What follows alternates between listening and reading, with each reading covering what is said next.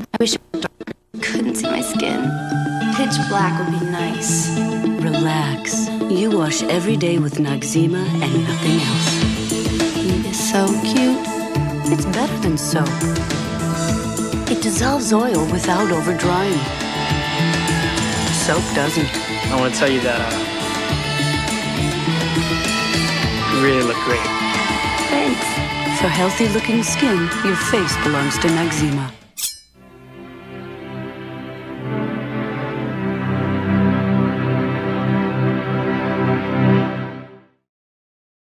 History has a bit of a habit of repeating itself.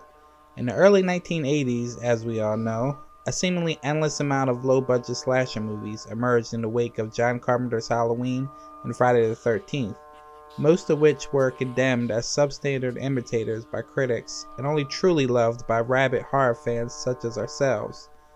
The same thing happened in 1996, following the success of Wes Craven's Scream, a meta-parody on slasher cinema that made the genre accessible to both casual viewers and die-hard fans, with its all-out assault on all the tropes audiences felt that they knew about horror movies. But for all the things Scream does right, it still maintains an air of superiority over the genre it's playing in. It sometimes acts better than the films it's poking fun at. The subsequent wave of teenage horror flicks were flashy, sexy, and ramped to the max. And, true to form, virtually all of them were trashed by critics and many horror fans alike. And yet, most of them made a profit, perhaps because they were flashier and sexier than those earlier pictures, because they were designed for a wider demographic than us mere horror fans. And this brings us to 1998's Urban Legend, which focuses on a series of slayings on the campus of a private New England university, all of which appear to be modeled after popular urban legends. Welcome to Pendleton U, where the most popular class is urban legends. Something you've heard about mixing pop rocks and soda? Supposedly your stomach burst. But this semester, Voila, still alive. the lessons are going too far. Call 911! From the producer of I Know What You Did Last Summer. Someone's taking all these urban legends and making them reality. Urban Legend. Bloody Mary. Most reviews ran the gamut from harsh dismissal to faint praise, yet the movie is a visual treat, as creepy and atmospheric as any of the films that inspired it. Furthermore, the unassuming screenplay confounds expectations with its solid narrative arc, recognizable characters, and dynamic set pieces, not to mention a climatic reveal which offers a robust motive for the Slayer's devastating onslaught. There are a few embarrassing lapses along the way, and the filmmakers can't resist a handful of cop-out contrivances, but these occasional blunders are redeemed by the movie's fast-paced editing, neo-gothic visual scheme, and clever plot developments. Director Jamie Blanks orchestrates the proceedings with masterful skill, but he refuses to indulge the kind of transgressive gore that once distinguished this down-market subgenre. Where's Tom Savini when you need him? When we come back, there's a mad slasher on campus in Urban Legend. Slasher movies certainly look better than they used to. They used to scrape the bottom of the B movie barrel, but now they have much more skillful casts and technical credits, but the formula is still the same. 2 false alarms for every shock moment. Of course, there's a big, loud musical chord, whoom, on the soundtrack every time a character is threatened, and after a while you start wondering why, don't you, Gene? With a mad slasher on the loose, the characters are always creeping up on each other and then being surprised when their friends are terrified. The movie is competently made, but nothing special, not at the level of Scream, which I guess is the current benchmark. It's not at that level, no. And it is, and people should know, very bloody, including one of my least favorite things, the cutting of a body to remove a kidney, potentially. I don't like all that blood. You have to know, this is real bloody. It's amazing. I just came back from the Toronto Film Festival where I saw some movies that were so extreme that I actually wrote in my newspaper review of this movie that the gore wasn't that far out. Okay. And it isn't. It's amazing. And these days, you know what's funny? The real violence is in the comedies. Well, it's amazing. I saw it last night, and it was bloody, and I didn't like it. And I hate to see the return of the slasher movie just because of the thing that we talked about 20 years ago when we first identified it, the point of view often of the stalking of young women. Yeah, but of course it's not that way anymore because now we don't see the stalker, and of course in this movie, well, I won't get into that. But I like that scene where it says, "Well, now I can't remember my anatomy class. Is it the liver or the kidney on this side? I think I'll just remove the first organ I find." Yeah. I don't know why. Yeah. Call me sick. Okay, anatomy class is over. Indeed, a problem many horror fans had was with the fact that this film was aggressively aimed for the masses, which, subsequently, meant the gore had to be toned down considerably. Many of the slayings could and should have been a lot gorier, no doubt a disappointment to all those who love their slasher films the redder the better. Speaking of red, a few well-placed red herrings throughout has pretty much every character accounted for at one time or another, making it very difficult to pinpoint the true killer's identity. A clever twist towards the end is far-fetched, sure, but nonetheless keeps audiences guessing right up until the last few moments. I'll be back in a minute. I didn't do it, Jones. Now beat it, you dipstick. Darn. And this brings us to the next point, the fact that this movie is basically a Scooby-Doo episode.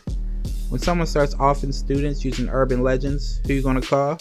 How about a tall, slender redhead named Natalie, who even when she's not being surprised by a weird janitor, chased by a hooded figure, or investigating suspects that have red hair and written all over them, will remind you more of Daphne than Sarah Michelle Gellar ever did.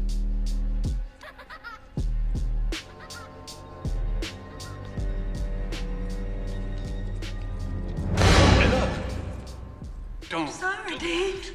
Little jumpy?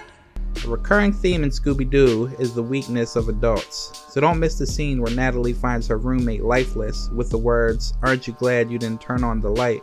written on the wall, which the dean dismisses as, quote, a very morbid suicide note. So you never actually saw anyone there? Well, I sensed that there was someone... Honey, did you see anyone in the room? No. Did you know Tosh was manic-depressive? There are no signs of foul play. There was someone else in that room. I mean, aren't you glad you didn't turn on the lights, for Christ's sake? A very morbid suicide note.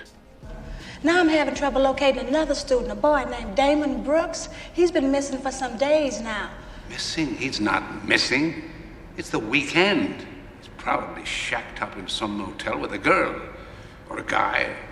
A farm animal. Weren't you ever 18? Not that kind of 18.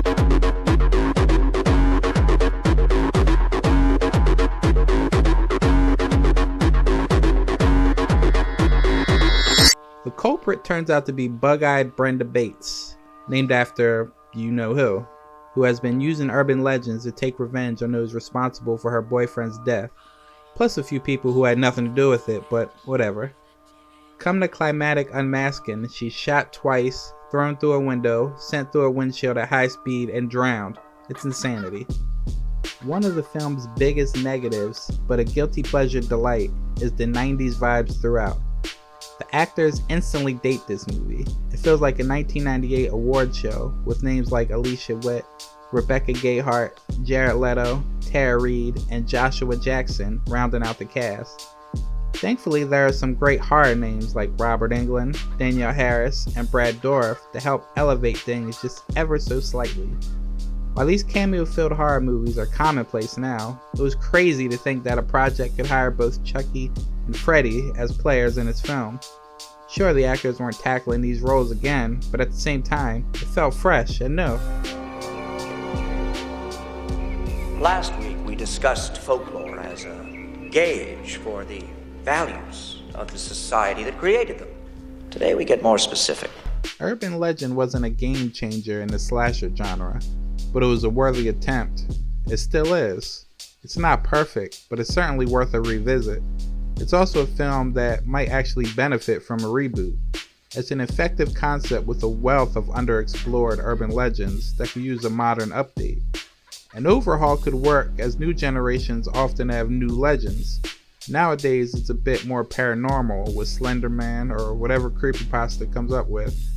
But twisting those back into our reality is what a film like this does best. Imagine a modern slasher film tackling something like the Mandela Effect, or the Great Clown Scares of 2016.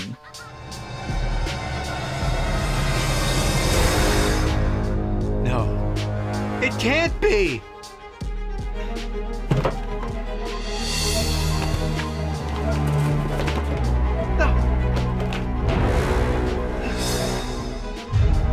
same books. I remember the torn page, the mustard mark, the shit stain. These are my old books, but it was spelled Steen. It was spelled Berenstain.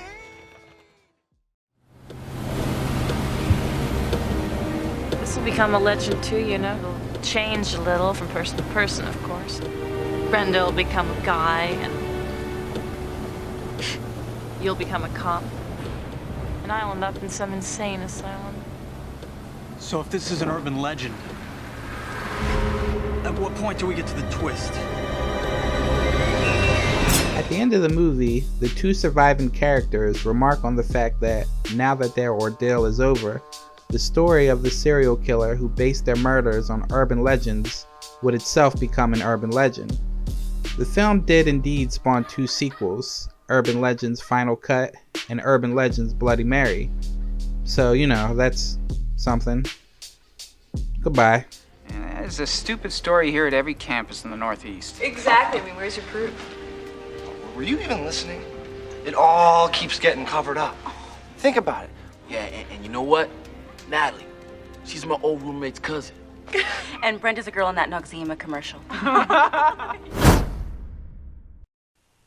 it's me. We're meeting at 10:30. And guess what? Kevin's gonna be there. Your face is the first thing people see when they meet you. So why use anything but Noxzema? It's better than soap. Better for your face. It dissolves oil without over-drying. Soap doesn't. Noxzema. Every time you wash, every day. You will have your face all your life. Take care of it for healthy-looking skin. Your face belongs to Noxzema.